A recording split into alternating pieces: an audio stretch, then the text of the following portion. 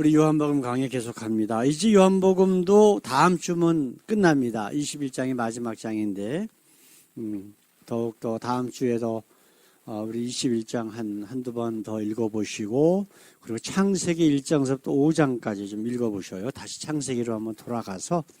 왜냐하면은 성경으로 제가 이렇게 많이 읽어봤지만은 정말 참 하나님이 누구신가를 깨닫기 위해서는 요한복음하고 창세기가 가장 중요해요. 하나님이 누구신가를 보여주는 데거든. 거기에 예수님도 나오고 구원의 교리, 진리, 그리고 사도 바울이 로마서에 얘기하는 것처럼 신령한 은사를 너희와 나누기를 원한다라고 하는 그런 이야기를 했거든요.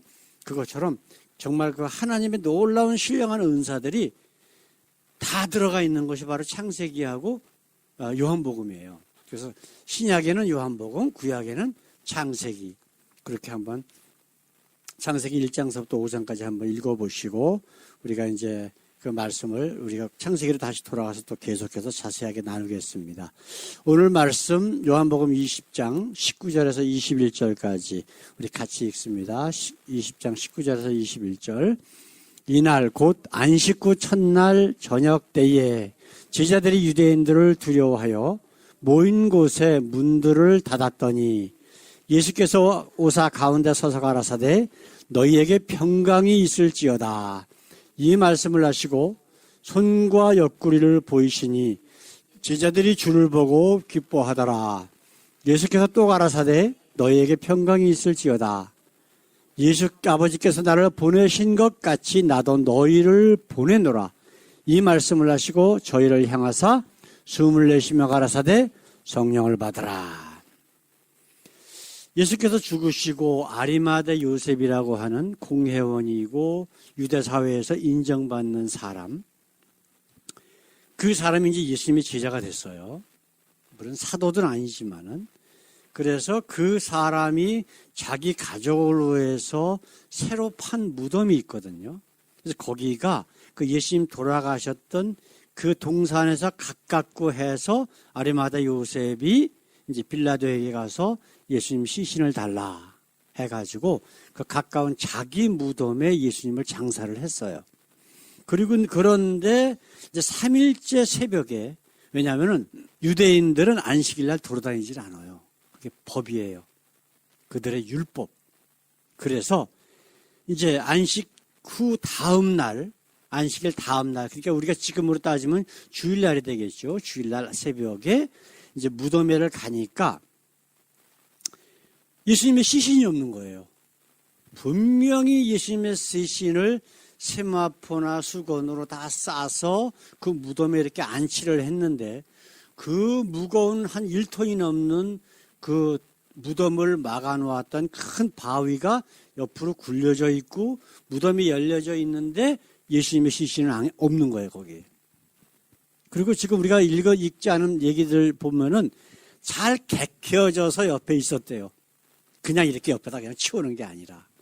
그런데 이제 이 사실을 그 마리아가 제자들에게 가서 알려줬습니다.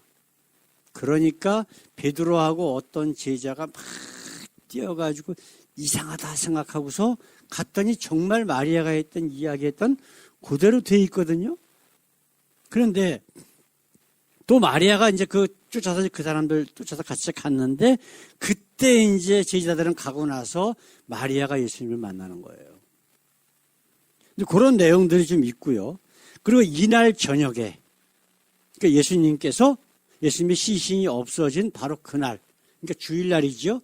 주일날 저녁에 이제 제자들이 다 모여 있는데, 근데 지금 우리가 읽은 말씀에는 한 사람이 빠졌어. 누구죠? 도마라는 제자가 없었어요. 물론 요 뒤에는 이제 도마가 있을 때에 예수님께서 또 나타나셔요. 근데 또 무슨 얘기를 하시냐면 너희에게 평강이 있을지어다 또 말씀하시거든요.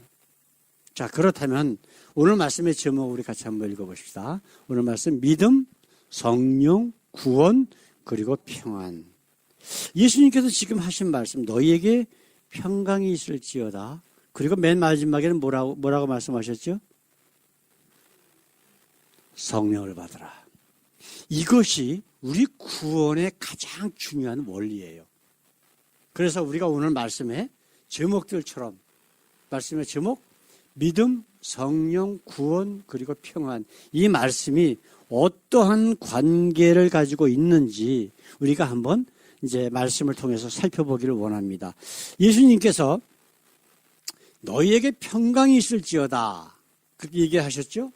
그 다음에 또 2번이나 얘기하셨어요. 근데 지금 이 제자들이 어떤 상황들이에요? 지금 평강이 있는 상황입니까? 아니면은 어떤 상황이에요? 지금 어느 정도냐면은 자, 이날과 안식구 첫날 저녁 때 제자들이 유대인들을 두려워하여 예수님을 잡아 죽인 거예요. 그렇죠? 근데 그 예수님이 어떤 분이셔요? 많은 이적까지 행하시는 그러한 하나님의 아들로 믿었던 그분이 잡혀서 죽었어. 그럼 그 다음에는 어떻게 돼요? 그 사람, 그 예수 쫓아다녔던 이제 자기들 차례라고 생각을 하는 거예요. 잡혀 죽일 걸. 그래서 지금 죽을까봐 벌벌벌 떨고서 어떻게 돼 있어요? 문들을 닫았더니 근데 예수님께서 문이 꼭꼭 잠겨져 있는데 쓱 나타나셔서 가운데 서가지고 너희에게 평강이 있을지어다. 이게 말이 돼야 안 돼요. 예? 평강이라고 하는 건 뭐예요? 걱정거리가 없는 거야. 마음속에 평안한 거란 말이에요. 예? 자, 우리 구약에 한번 말씀을 생각해 보십시다. 아브라함이나 이삭이나 야곱에게 그리고 이제 모세에게 여호수아에게 하나님의 종들에게 계속해서 똑같은 말씀을 하셨는데 단어를 다르게 쓰셨어. 뭐라고 쓰셨죠? 놀라지 말라, 두려워 말라. 근데 왜? 그 뒤에 뭐라고 말씀하셨어요? 내가 너와 함께 하느니라. 지금 예수님께서 너에게 평강이 있을지어다라고 하신 말씀의 원인은 뭐냐면 내가 너희와 함께 있다는 거예요. 갈릴리 바다에서 그 밤에 막 폭풍이 몰아치고 파도가 몰아치는데 어떻게 했어요? 예수님은 굴굴 주무셨다 그랬어. 제자들이 막 무서워갖고 빠져 죽을까봐, 배가 뒤집힐까봐 예수님을 막 깨우니까 예수님께서 뭐라 그랬어요? 왜 두려워하느냐? 믿음이 없는 자들아. 그 믿음이라는 게 뭐예요? 예수님이 누구신가라고 하는 것을 믿지 못하는 믿음이에요. 그래서 성경 전체는 뭐라고요? 하나님과 예수가 누구신가를 알려주는 책이 바로 성경이에요. 이거를 깨닫지 못하면 절대로 구원이 없습니다. 어떤 교단에서 얘기하는 것처럼 무슨 선행 많이 해야 되고 무슨 예정된 자만 아니면은 예수 믿기만 하면 그냥 부자 되고 어쩌고 그런 하나님 믿음은 구원 없어요.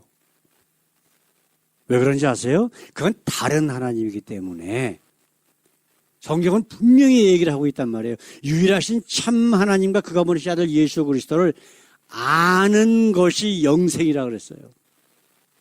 심판대 앞에서 마태복음 7장이나 누가복음 13장에 보게 되면 심판대 앞에서 예수님이 분명히 얘기하십니다. 심판의 기준은 딱 하나다. 나는 너를 도무지 모른다 하고 지옥으로 버리신다 그랬어요. 이게 성경의 원리예요. 구원의 원리. 자, 그렇다면 우리가 오늘 말씀을 한번 차근차근 한번 따져보기를 원합니다. 자, 첫 번째로 구원의 열매는 평안입니다. 구원이라고 하는 게 뭐예요? 우리 아까 찬양 2개 불렀는데 거기에 나오는 말씀들이 뭐예요?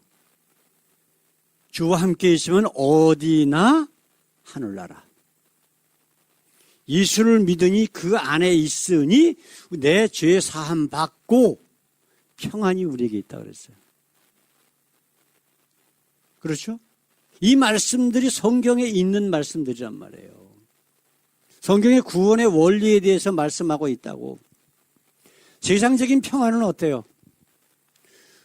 우리 아들이, 우리 딸이 하버드, 예일, 아이비리그에 탁 들어갔어. 이제 앞으로 의사가 되고 판검사가 되고 돈 많이 벌을 거야. 그게 평안입니까? 그건 그냥 세상적인 하나의 기쁨이에요. 어때요? 돈 많이 벌면, 예? 이건희 씨 아들, 딸, 한국에서 제일 부자라고 하는 그 딸이 어떻게 했어요? 자살하고 죽었어요. 미국에 유학하다가. 돈이 우리에게 평안을 주는 게 아니에요. 그럼 건강하기만 하면 평안을 줍니까? 아니에요. 이 세상에 있는 모든 조건들은 예수님이 지금 말씀하신 평안하고 아무 관계없어요. 참 평안은 우리가 그리스도 안에 있을 때 하나님의 나라의 거함을 우리가 경험하고 그 삶을 누리고 있을 때에 참 평안이 올 수 있는 거예요. 우리 예수님은 제자들을 만날 때마다 너에게 평안이 있을지어다. 그리고 지금 20장부터 하시는 말씀이 성령에 관해서 말씀하신다고. 그 이전에는 성령에 관해서 말씀하셨지만 성령이 너에게 임하면 너희가 너희를 진리 가운데로 인도하고 내가 너에게 가르친 모든 것들을 생각나게 하고 지키게 하고 그래서 이 세상을 이기는 힘이 성령을 통해서 나타날 것이다 라고 하는 것을 가르쳐 주셨어요. 그래서 죄와 세상과 심판이 뭔지를 깨닫게 하고 그런 말씀들을 하셨는데 이제 그 성령이 바로 구원의 열매라고 하는 것을 말씀을 통해서 우리에게 알려주고 계신다는 거예요. 우리 하박국 선지자가 한 이야기를 한번 잠깐 읽어보십시다. 하박국 3장 17절에서 18절에 있는 말씀 한번 읽어보십시다. 비록 무화과 나무가 무성치 못하며 포도나무에 열매가 없으며 감람나무에 수출이 없으며 밭에 식물이 없으며 우리의 양이 없으며 외양간에 소가 없다. 그러면 우리는 어떻게 해요? 맨날 땅만 치고 앉고 한탄만 하고 있지. 걱정 근심하고. 그렇죠? 근데 하박국 선지자는 뭐라 그랬어요? 나는 여호와를 인하여 즐거워하며 나의 구원의 하나님을 인하여 기뻐하리로다. 오직 하나님이 나와 함께 계심을 내가 알기 때문에 나는 기뻐할 수밖에 없대. 이것이 참 평안이라고. 평안이라고 하는 것은 우리 속에 기쁨이 있는 거예요. 근데 이 시절이 어떤 시절인지 아십니까? 마지막 남유다가 멸망할 그런 시절이란 말이에요. 애굽이 쳐들어와서 왕을 자기 멋대로 왕을 세우고 기존에 있던 왕들을 폐위시키고, 예? 아수르는 그냥 쳐들어오고, 예? 바벨론이 그들을 침공해갖고서 나라를 멸망시키려고 몇 번씩이나 쳐들어왔고, 그럼 백성들의 삶은 어때요? 외적이 그렇게 쳐들어오는데 삶이 편안할 수가 있어요? 대내외적으로 엄청난 어려움 가운데에 모든 정치, 경제 상황들이 하여튼 최악으로 다다랐을 때의 상황인데 하박국 선지자는 그거 다 좋대. 그럴지라도 뭐 때문에 기쁘다고요? 나는 여호와를 인하여 즐거워하며 나의 구원의 하나님을 인하여 기뻐하리다. 그 하나님이 지금 우리와 함께 계신다는 거예요. 비록 앞으로 20년도 안 돼갖고 남유다를 완전히 멸망시키시겠지만 그것도 하나님의 사랑의 방법이라는 거야. 회개하지 않고 돌아오지 않으니까 하나님께서 어쩔 수 없이 그렇게 하시겠지만 그래도 나는 감사한다. 하나님은 떠나신 게 아니라 우리와 함께 계시니까. 이 가운데서 누리는 것이 참 평안이란 말이에요. 여러분 우리 사도행전을 보게 되면은 참 어려움 당한 그 예수님의 제자들 사도들이 많이 나오잖아요. 예? 베드로가 예수님이 메시아다라고 외치다가 잡혔어. 야고보와 요한이 잡혀서 신나게 매를 맞고 그리고 더 이상 예수의 이름으로 뭐 떠들지 마라라고 하니까 나오면서 예수의 이름으로 고난받은 것을 기뻐하더라 이렇게 돼 있어. 예? 베드로가 감옥에 갇혔어요. 근데 감옥에서 찬양하면서 쿨쿨 자. 근데 하나님께서 천사를 통해서 베드로를 감옥에서 이끌어내는데 천사가 불러도 대답을 안 하니까 옆구리를 발로 차서 깨워서 데리고 나오셨어. 예? 바울과 실라가 감옥에 갇혔어요. 지하 감옥에 쇠사슬에 꽁꽁 묶여가지고. 근데 하나님께서 역사하셔서 지하 옥토를 막 흔들어 갖고서 온 문이 다 열리고 막 그래 갖고 난리가 났었잖아요. 근데 바울과 실라는 찬양 부르면서 쿨쿨 자는 거야. 왜 그래요? 어때요? 왜 그랬을까? 끌려나가서 죽을지도 모르는데 참 평안이 그들에게 있었기 때문에. 왜? 예수님이 성령이 그들과 함께 있었음을 그들은 알기 때문에. 지금 내가 죽는다? 그걸 걱정하고 있어요? 아니란 말이야. 죽어도 나는 하나님의 나라에 있는 거야. 구원이라는 뜻이 뭐라고요? 옮겨진다라고 하는 뜻이라고, 원어에. 그렇죠? 이 세상, 육신의 세상에서 하나님의 나라로 옮겨지는 거예요.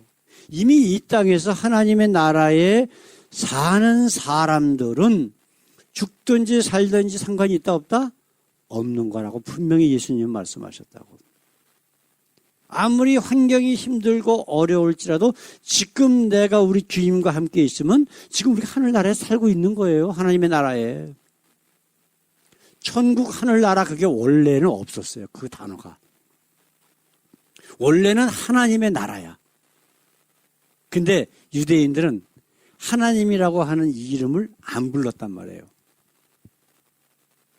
성경에 하나님이라고 하는 이름이 나오면 서기관들이 성경을 필사하다가 딱 덮고 기도하고 한참 있다가 성경을 읽을 적에도 뭐 쭉 얘기하다 하나님 이름 나오면 넘어가고 그 정도로 하나님 잘 섬긴다는 유대인들, 그들 보고 예수님 뭐라 그러셨어요?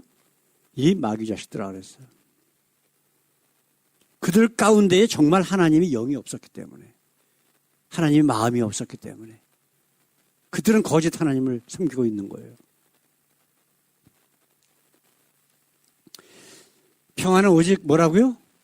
평안은 구원의 열매는 평안입니다.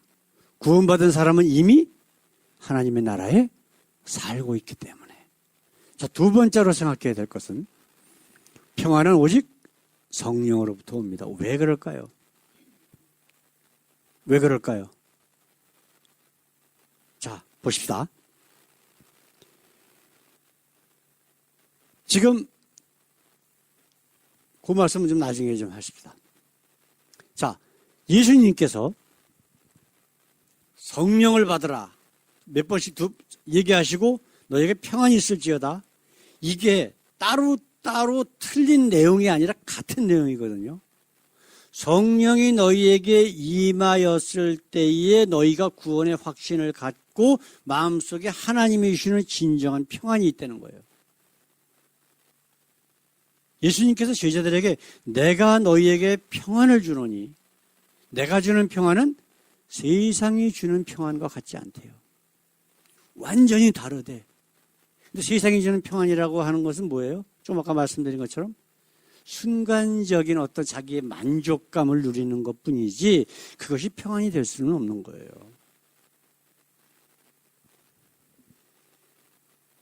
예수님께서 성령 받으라 평안이 있을지어다 몇 번씩 얘기하셨다고요. 그러면서 승천하시기 전에 하신 말씀이 뭐예요?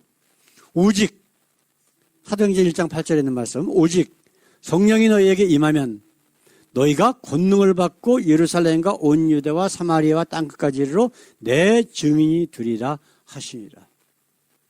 여기에 오직이라고 하는 단어에 우리가 관심을 가져야 돼. 오직, only when, only if. 영어로 얘기하면 오직 너희가 성령을 받을 때에만 이 뒤에 내용들이 있을 수 있다는 거예요. 이 내용들이. 권능을 받을 수가 있고 세상 끝까지 나가서 정인이 되고 전도할 수가 있다는 거예요. 그러면 성령이 없는 사람은 어떻게 돼? 가능하다, 안 가능하다? 가능하지 않다는 거예요. 겉으로 보기에는 뭐 많은 교회에 뭐 사람들 많이 몰리고 어쩌고 저쩌고 한다고 해서 그것이 성령의 권능이라고 생각하시면 큰 오산이에요. 오히려 마귀의 권능이 훨씬 더 많습니다. 큰 교회일수록. 그래서 그들의 복음을 그 설교하는 내용을 들어보면은 정말 거의 100%가 비성경적인 이야기를 하고 있어. 우리가 지난주에 얘기했던 거 기억나세요? 사단 마귀는 거짓말장이라고 그러면서 말을 할 적에 누구 말을 한다고? 자기 말을 한다. 그래서 자기 말. 하나님의 말씀이 아니라. 참 선지자와 거짓 선지자의 차이점이 뭐라고요? 참 선지자는 하나님 말씀만 선포하는 거고 거짓 선지자는 자기 말을 하는 자들이에요.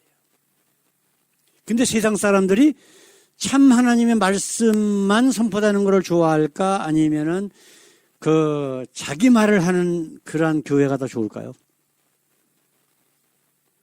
자기 말하는 교회가 더 좋아요. 그래서 우리 교회도 많은 사람들이 왔다 갔어. 왔다 가고. 근데 가면서 하는 이야기가 다 공통적으로 해요. 자기하고 안 맞는데. 아시겠어요? 그러니까 이미 그 사람들은 마귀 자식이라는 뜻이에요. 그래서 제가 그랬어요. 아니, 하나님의 말씀을 선포하는데 당신 마음에 맞춰야 됩니까? 하나님의 마음에 맞춰야 됩니까? 자기가 듣고 싶은 이야기가 나오는 게 아니라 하나님의 말씀이라고 하는 건 대개가 찔림의 말씀이거든요. 그게 싫은 거야, 그게. 예? 그냥 교회 오면 그냥 위로나 해주고 그냥 어떻게 되면 세상적으로 잘 될 거다라고 하는 그런 희망을 심어주고 그걸 원하는데 성경은 그게 아니잖아요. 우리의 잘못된 내면 죄된 모습들을 말씀을 통해서 깨닫게 하고 회개하게 하고 영원한 하나님의 나라를 소유할 수 있도록 이끄는 것이 하나님의 말씀인데 그게 싫은 거야. 성령이 함께 하셔야만 구원의 확신이 있는 거예요. 그리고 그 구원이 우리에게 있고 내가 하나님의 나라에 지금 거하고 있다라고 하는 것이 성령을 통해서 우리에게 확실하게 믿어지는 거라고. 지금 예수님께서 내가 너희를 보낸다라고 말씀을 아버지께서 나를 보내신 것처럼 나도 너희를 보낸다. 근데 지금 보내는 게 아니에요. 언제 보낸다고?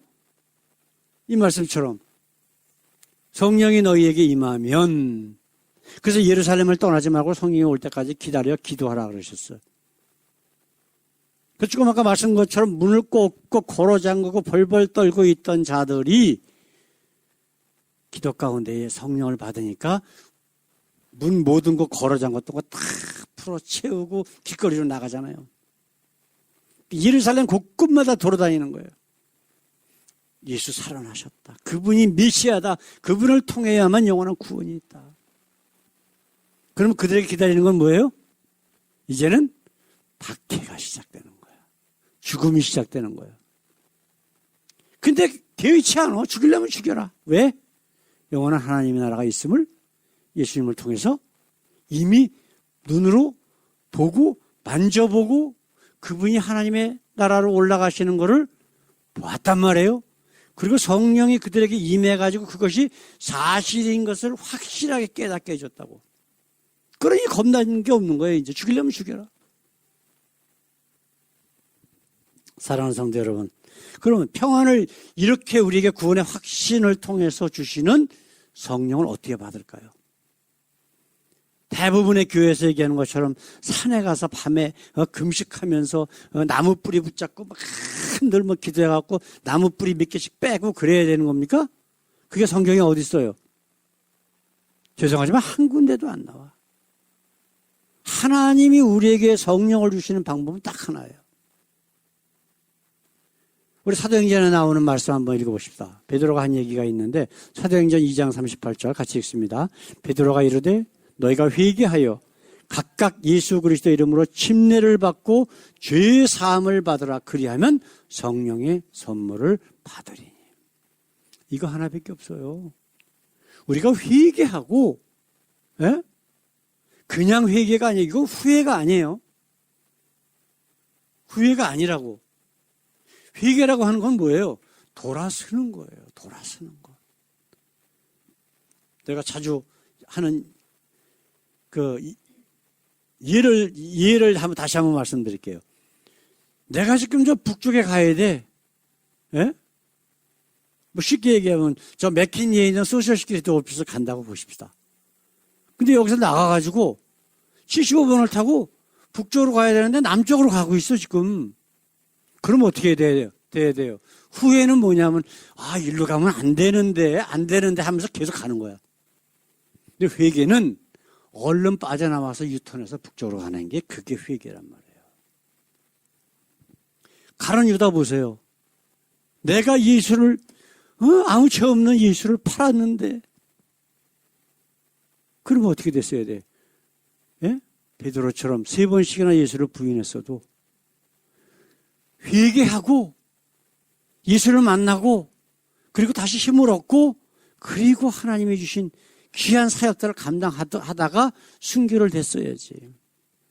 자기 스스로 자기 목숨을 끊었어. 그 후회가 너무 크니까. 이건 그냥 후회예요. 후회하고 회개는 완전히 틀린 거라고. 그러면 성령 충만 받는 건 무슨 말이에요?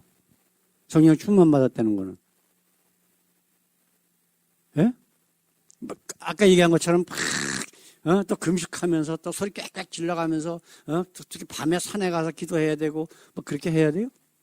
아니에요. 성령 충만은 뭐냐면 성령이 내 속에서 역사하시도록 내가 가지고 있었던 육신적인 생각, 세상적인 것들을 버리는 과정이 있어야 돼. 그게 성령 충만이에요.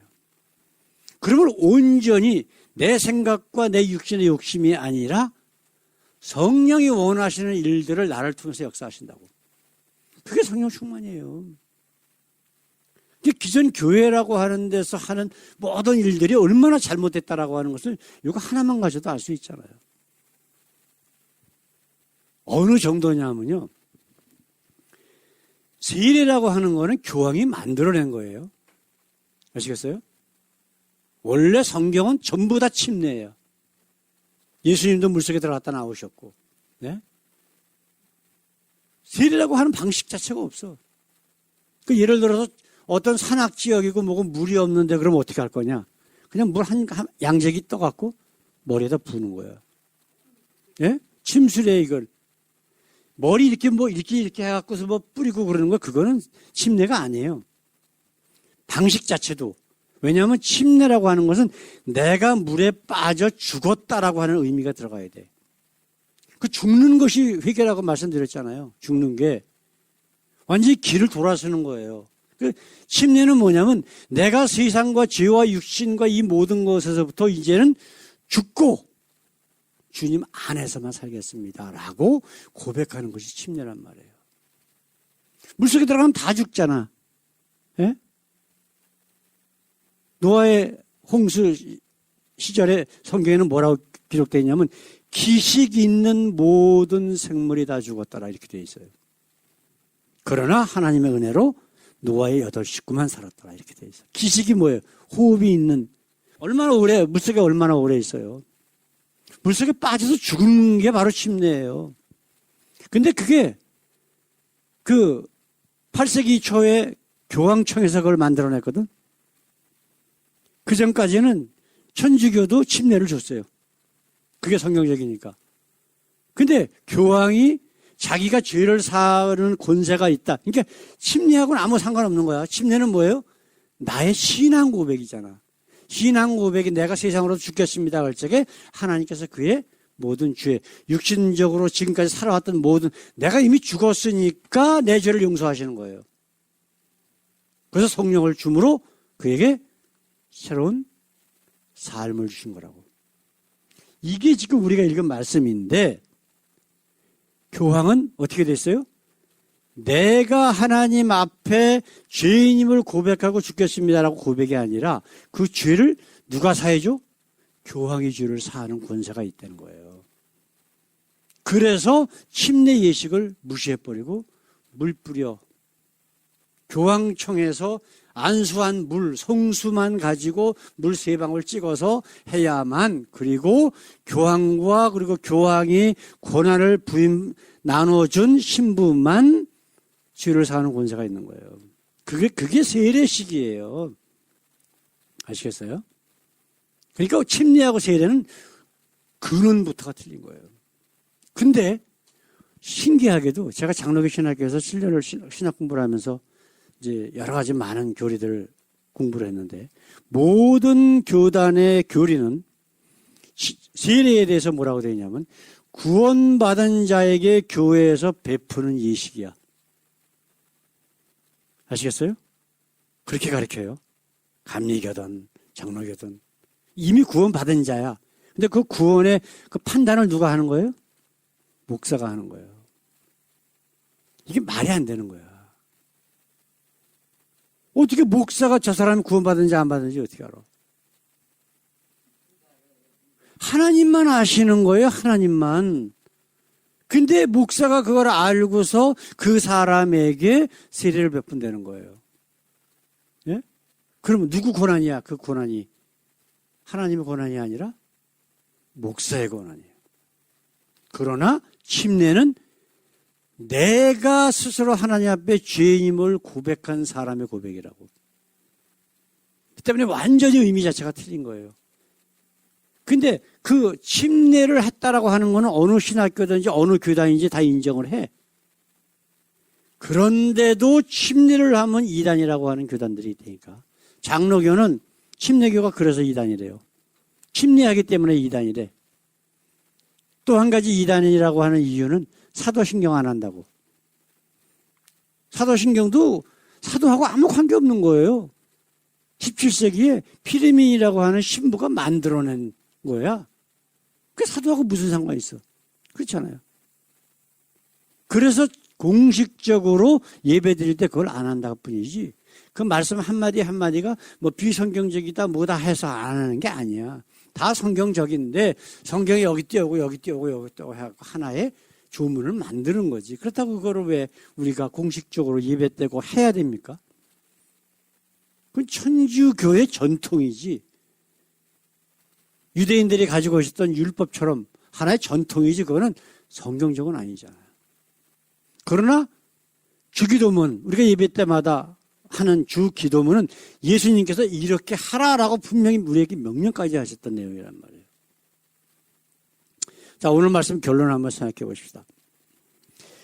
선지자들이, 침례 요한이, 예수님께서, 제자들이, 지금도 성령께서 우리를 통해서 하시는 말씀이 뭐예요? 회개하라. 예수님 하신 말씀, 맨 처음에 공생이 시작하시면서 하신 말씀이 뭐예요? 회개하라. 천국이 가까이 왔느니라. 그 가까이 왔다는 건 저 멀리서부터 지금까지 이렇게 오고 있다는 뜻이 아니에요. 내 옆에 있다라고 하는 뜻이에요. 내가 마음문을 열면 내가 들어가. 너로 더불어 먹고 나와 더불어 먹고. 그러면 이미 천국이 우리에게 임한되는 거야. 원의 의미가 확실히 그렇게 돼 있어요. 오고 있다라고 하는 뜻이 아니라고. beside yourself. 내 옆에 있어. 지금. 그거를 네가 인정하고 받아들이기만 하면 돼. 그 말씀이라고. 근데 먼저 뭐가 있어야 돼? 회개. 침례는 바로 회개란 말이에요. 그냥 후회하는 게 아니라 완전히 회개, 죽고 그리스도 안에서 거듭나겠습니다 라고 하는 것. 이 과정이 반드시 필요하다고 하는 거예요. 그러면 하나님께서 어떻게 하신다? 어떻게 하신다 그러셨어요? 성령을 선물로 받으리니 그러면 너희가 구원을 얻으리라. 요 뒤에는 그런 말씀이 있다고. 그게 구원이에요. 그래서 구원받은 자에게 성령의 확신을 허락해 주심으로 말미암아 그 다음에 오는 게 뭐라고? 오늘 말씀의 제목? 평안이 오는 거예요. 평안. 아시겠어요? 예수님 뭐라 그러셨어요? 죽어서 나를 믿는 자는 죽어도 살겠고 살아서 나를 믿는 자는 영원히 죽지 아니하리라. 이 말씀이 바로 그 말씀이에요. 육신이 죽는다고 해서 죽는 게 아니라는 거예요. 이미 하나님의 나라에 거하기 때문에 우리가 육신의 숨이 끊어진다고 하더라도 그냥 그대로 하나님의 나라가 있는 거예요. 그냥 사는 거야. 장소만 옮긴다 뿐이지 이 세상과 하나님의 나라. 진짜 하나님의 나라. 사랑하는 성도 여러분, 저와 여러분들 가운데 참 평안이 있습니까? 세상에 어떤 일이 있어도 걱정, 근심 안 할 수는 없겠지. 그러나 그것이 우리의 삶을 해치는 그 정도의 어려움이 있다라고 하면은 아직 우리에게 참 평안이 없는 거야. 참 믿음이 없고 구원의 확신이 없는 거예요. 하나님의 나라에 대한 확신이 없는 거라고. 우리가 주님 안에서 정말 이 성령을 통해서 참 구원을 얻고 참 평안을 누리면서 그래서 날마다 감사하며 하나님께 영광을 돌리는 저희들의 귀한 삶이 되기를 우리 예수님의 이름으로 축원합니다. 기도하겠습니다. 사랑의 아버지 감사합니다. 오늘도 이렇게 하나님 말씀을 통해서 저희들에게 평안을 허락하시고 구원의 기쁨을 허락하시고 우리가 앞으로 우리가 어떻게 살 것인가를 다시 한번 우리의 삶을 돌아보게 하시니 감사합니다. 매일매일의 시간이 주님과 동행하는 시간 되게 하시고 세상이 줄 수 없는 하나님만이 주시는 우리 주님만이 주시는 참 평안이 저희들의 삶 가운데 날마다 있게 하옵소서. 감사하며 예수님의 이름으로 기도드렸습니다. 아멘.